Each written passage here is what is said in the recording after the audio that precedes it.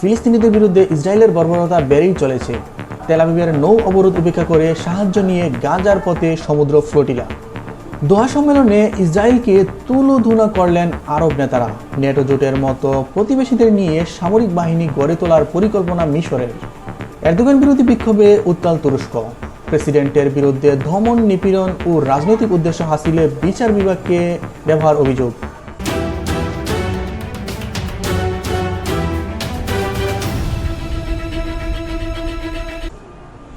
আসসালামু আলাইকুম। এতক্ষণ শুনছিলেন সংবাদ শিরোনাম, এখন শুনবেন বিস্তারিত।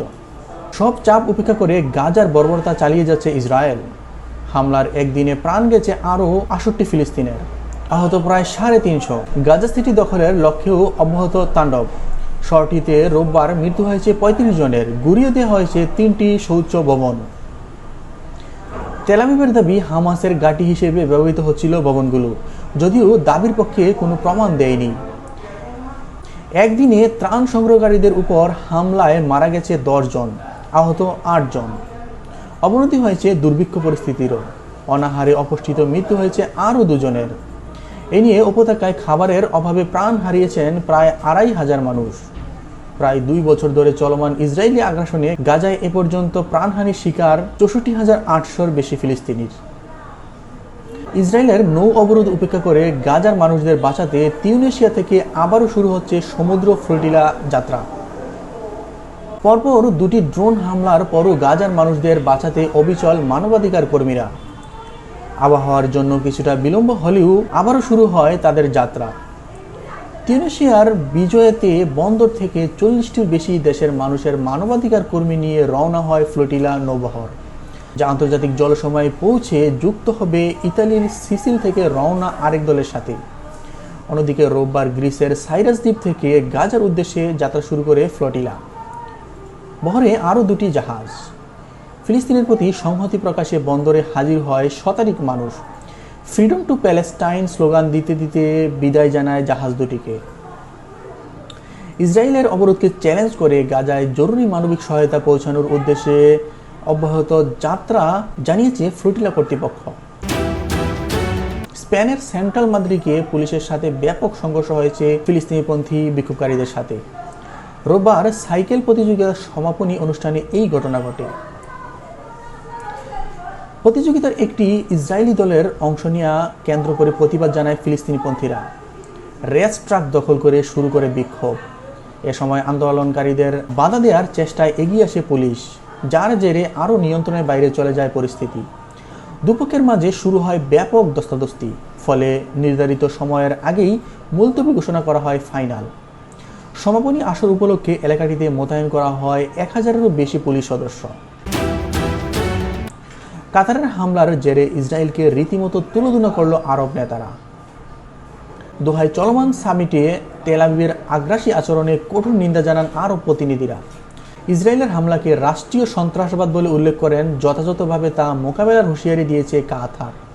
ইসরায়েলের বিরুদ্ধে দোহা একা নয়, পাশে আছে ইসলামী বিশ্ব বলে স্পষ্ট বার্তা দিয়েছে আরব লীগ। কাতারে ইসরায়েলের হামলার জেরেই রোববার দোহায় জরুরি সম্মেলন করেন আরব নেতারা। 2 দিনব্যাপী এই সামিটে অংশ নিচ্ছেন ওআইসি এবং আরব লীগের সদস্য দেশগুলোর প্রতিনিধিরা। ইসরায়েলকে চাপে ফেলতে জরুরিভাবে সম্মেলনটিকে ডাক দেওয়া হয় দোহায়।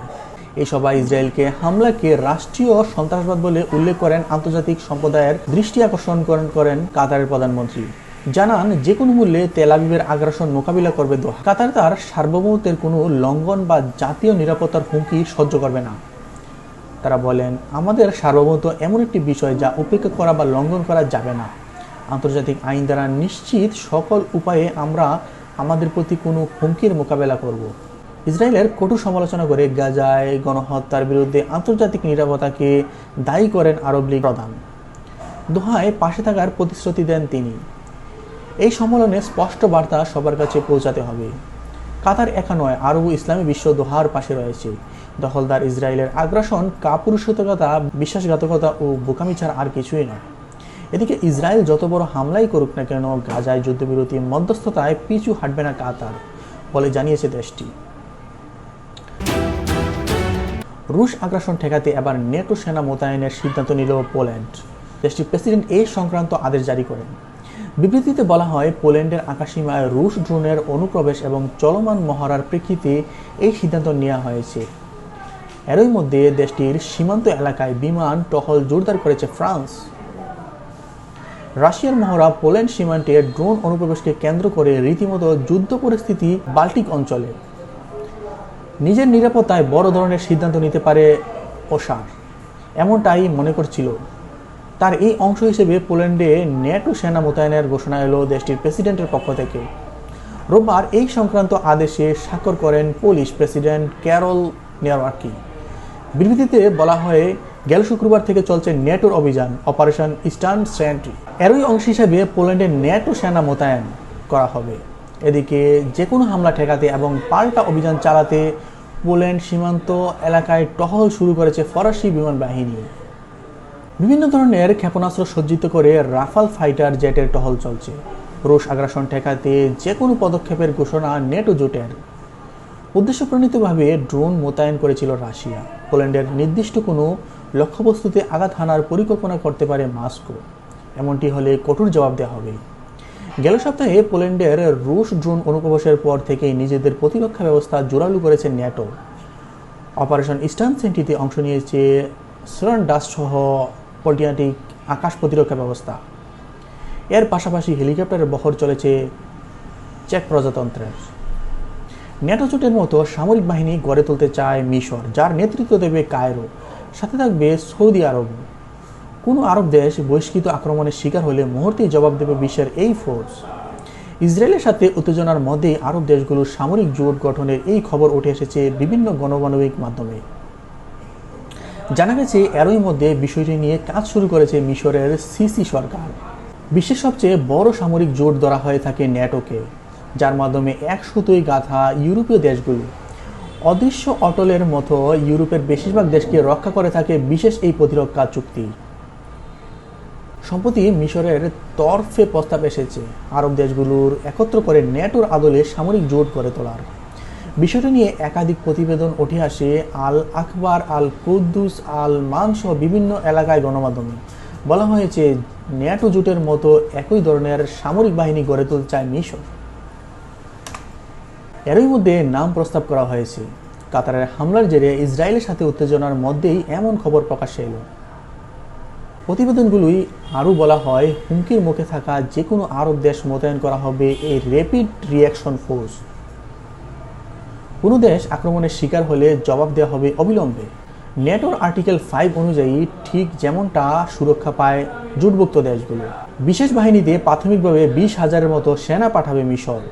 দেশটির সরকারি সূত্রের বরাতে এমনটা জানাচ্ছে সংবাদ মাধ্যমগুলো। পরিকল্পনায় প্রধান সহযোগী হিসেবে শোনা যাচ্ছে সৌদি আরবের নামও। এক্ষেত্রে সংশ্লিষ্ট দেশগুলোর প্রশাসনকে চাপ দিচ্ছে মিশরীয় সিসি সরকার। যৌথ আরব বাহিনী গড়ে তোলার এই উদ্যোগকে অবশ্য নতুন নয়। 1 শতক ধরে চলছে এই পরিকল্পনা নিয়ে এগিয়েছিল মিশর।